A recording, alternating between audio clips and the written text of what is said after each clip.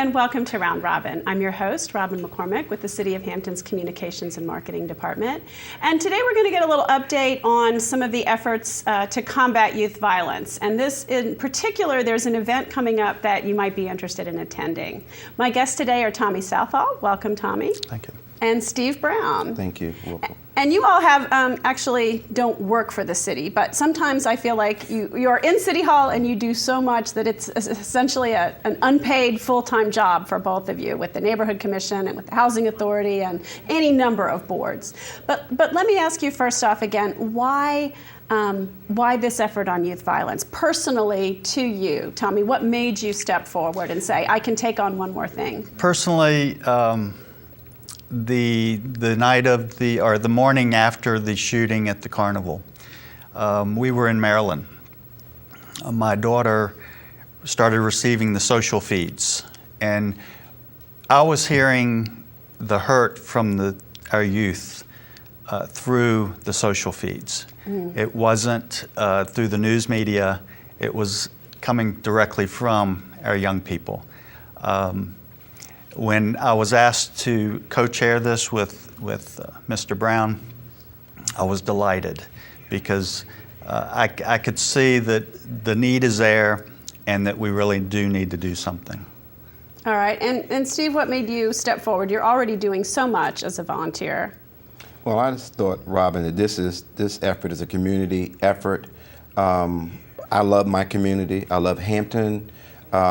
We have a lot of young people in Hampton doing great things, and I thought it was a clarion call to reach the young people who are making bad choices, bad decisions, didn't have good leadership, good mentoring. I just thought that it was something that I could add to this effort, and so when my community called, I stepped up to the plate. I'm busy, but I could support this because it's about our community children.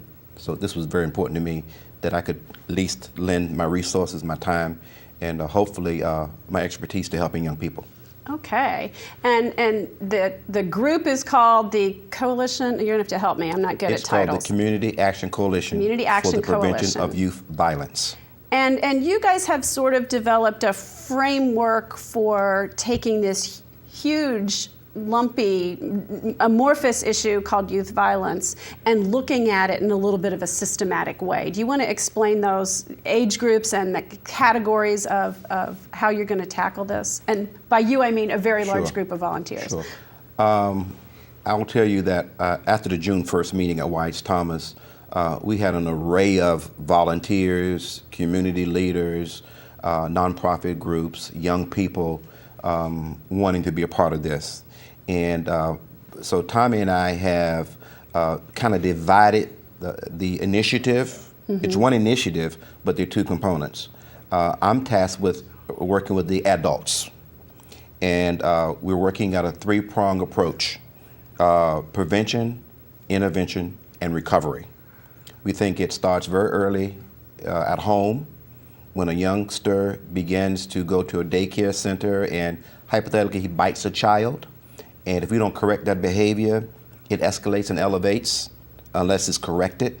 So we need to help parents, and just don't assume that parents know how to parent. Right, so we talk about ages 0 to 21. So we are looking at doing focus groups and meeting with the community who signed up at this event and others who said, I want to be a part of, and having the conversation about how do we come up with the community plan. So the adults are involved in that, and I'll defer to Tommy to talk about how the young people also are involved and what their efforts are to reduce violence among youth in our communities. So that's one component of it. The other component, my good friend Tommy will be able to share with you. I mean, in a lot of ways, it's hard to kind of crack youth because they're insular, they're in with their own crowd. I mean, the good kids, they're kind of at that age sometimes when what we as adults have to say isn't necessarily what they want to hear. So how do you go about getting them involved and making sure they're heard? What we did is we have put together a group of excellent young people. It's a very diverse group coming from all different backgrounds. We wanted all of our stakeholder groups to be represented so that we could get a good, honest opinion from our youth. Our young people are looking at the issues facing the youth. They're going to be forwarding issues over to the adult component so that the adults can hear directly from our youth what their issues are that are facing them. Our youth are called the Youth Consulting Alliance, and we did that simply because our youth are our consultants. I'm a firm believer that our youth have the knowledge and they have the power to change things, but it's up to us to give them the tools to help them. And so this group of young people will be going out into the community. They will be meeting with other youth groups. They will be running the show. We will be there for support. And they are going to be pulling feedback from our different youth groups and so that we can forward that over and start making a change for our youth. That sounds great. And I know, this is a long-term thing. And one of the things that tends to happen in a community is when there's a problem and an immediate need, people rise up. But to sustain that over the period of time that it's going to take to really change our society, change our community, it's not an overnight thing. How are you going to keep people going over the long run? I think, Robin, that's a good question because when we look at Hampton's history, Hampton is one of the 100 best communities for young people to live in. And that just shouldn't happen overnight. Right. There were people committed. It was a long-term part of the community plan. Long-term. People were committed. Young people were involved. And I think if we keep young people involved and excited about the efforts, and when they begin to see progress, and when they are heard, when they make recommendations, and we adults hear them, I think they have buy-in. And they will sustain this effort. Now, there are many programs already in place that Hampton has going, and they're great programs. All we're asking is the programs that are already in place that you come under the silo, and we're not telling you don't continue your program, but we want to see are these programs impactful, are they viable, are people still making the connection with young people that we think they should be making. And so when you talk about movements, this can become a movement. And because in times past, people have started things, and the next big incident, we forget what we started. Right, right. Your attention gets turned. Yes, ma'am. And so Tommy and I have been working together to make sure that this outlives him and I. This is generational. Mm-hmm. We're talking about changing a culture, and that takes time. So to get young people involved, continue to buy in, continue to contribute, I think they can reach out to their peers and say, listen, this is an effort that's going to be very worthwhile. We need you to be a part of. I think that's how we sustain it. Okay. Well, now, while all the focus groups and the long-term planning and the looking at things is going on, you have an event that is maybe a little more fun coming up that's going to energize the communities and families. And who wants to talk about that? I'll chime in, and I'll tell you that this event is called the Tournament of Champions.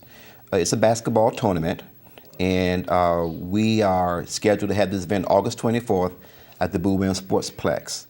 There's a group of young African-American males, leaders in this community, who we have partnered with. They're called the MOV, Men of Valor. Mm-hmm. And this area is known for its athleticism, a lot of athletes here. So basketball is the draw. And it is a big attraction, particularly to teenagers. I mean, we have amazing high school programs. They have sent people to professional leagues and to excellent colleges. People kind of energize around sports here. Yes. So, basketball is the draw for this event that day. It's from 11 to 8. And the good thing about it, I think, is going to be exciting, is to see our police, fire, sheriff's department, recreation department compete against the youth. I think that'll be fun, too. And crown an overall champion. We got a 3-point contest, a slam dunk contest, but at the end of the day, there are various vendors that'll be there. Just to name a few: alternatives, the YMCA, the Teen Center, We have some intensive home counseling groups there, mentoring programs. The Community Action Coalition for the Prevention of Youth Violence will have a table set up where young people will be telling other young people about this initiative. And so at the end of the day, Tommy and I will get a chance to address the audience and tell them a little more about what we're doing. And we want to let the community know, Robin, that we heard them on June 1st. And but this is a marathon. Youth violence won't be decreased or reduced overnight. We understand this is for the long haul. This is no easy task. And so we think that this event will just be one of the kickoff events. Exactly. That's all. And you've got to start somewhere. You know, I think that's part of it. And we know that there's a number of organizations out there who work with youth, who have services to offer. You know, Hampton's Youth Education and Families Department has a number of parenting programs and relationship programs and things like that.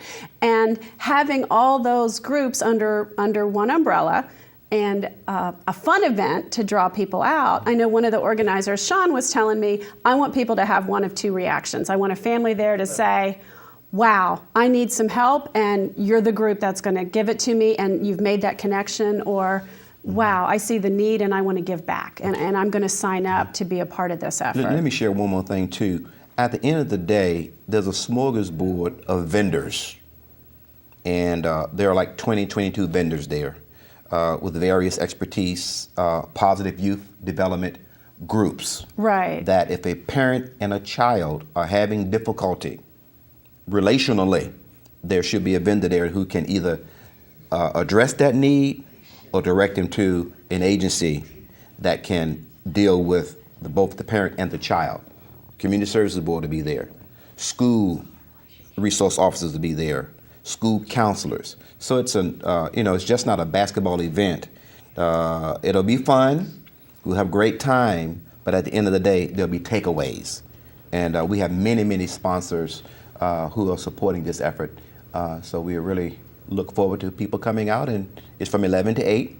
And that's an important thing too. It sounds like a free. very long event, and you're welcome to come and watch all the basketball games, it's free. Or you can drop by for an hour. And I hear a rumor that it's not just basketball, so for those of us who are maybe a little less sports oriented, there will also be DJ B is coming, and music.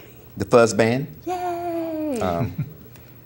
So hey, it's going to be a great time. It should be a lot of fun and a great way to connect people, because I think sometimes there are families out there who are struggling and don't know help is available and don't really know where to turn. They're just at a difficult time and need some resources, but maybe don't know what even they need and what's out there.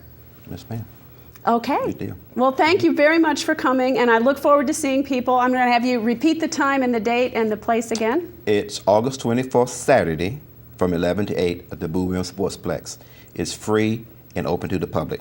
And it's great. Yes, we ma'am. hope to see a lot of families out there, a lot of young people, and a lot of adults too, who want to show their support and let people know that they're involved in the community. And I want to say one more thing, Robin, that I want to tell the audience that Hampton is a safe place to live, to work, to play, and every young person deserves an opportunity to live in a safe, wholesome community.